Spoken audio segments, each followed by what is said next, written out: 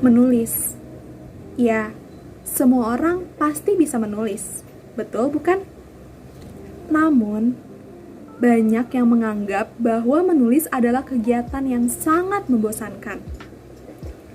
Ada yang merasa tidak punya ide saat menulis, ada yang merasa kesulitan saat menulis.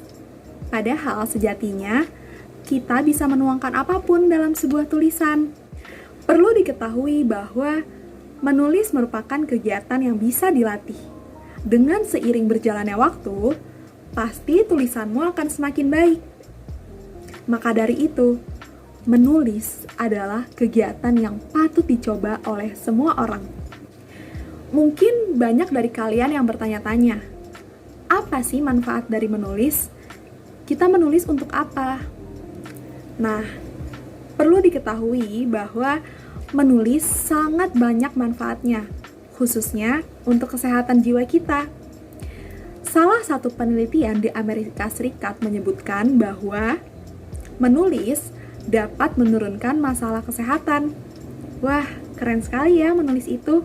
Beberapa penelitian lainnya menyebutkan bahwa kegiatan menulis bisa menurunkan tingkat stres, meningkatkan sistem kekebalan tubuh, menurunkan tekanan darah, mempengaruhi mood, membuat kita merasa lebih bahagia, meningkatkan tingkat produktivitas, serta mengurangi tanda depresi.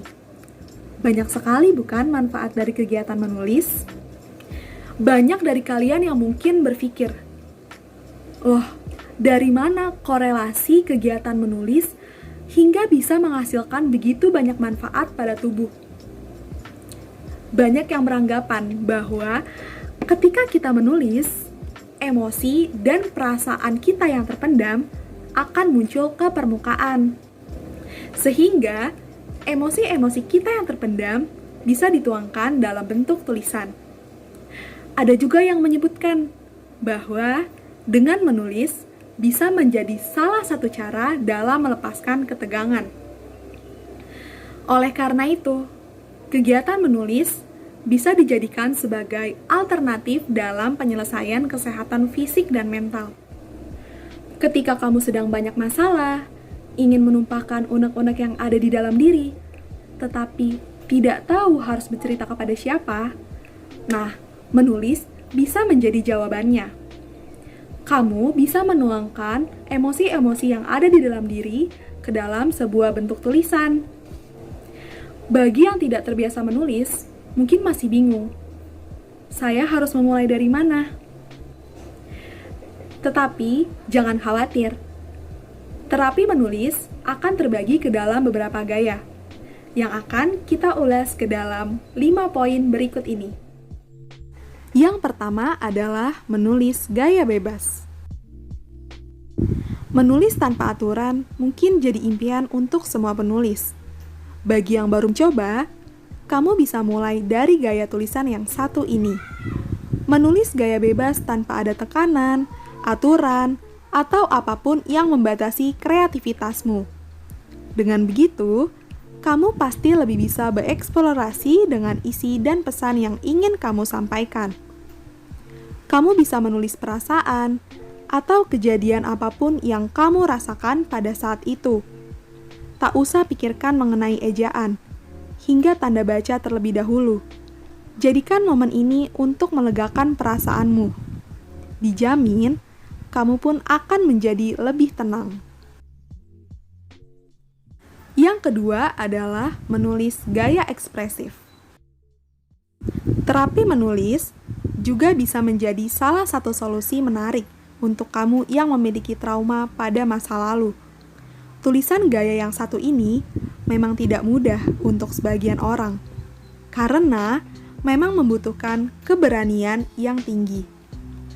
Walaupun tulisan yang kamu buat tidak ditampilkan ke publik, tapi memang bisa dimengerti bahwa menuangkan pikiran tentang pengalaman emosional ke dalam sebuah tulisan pasti tidak mudah.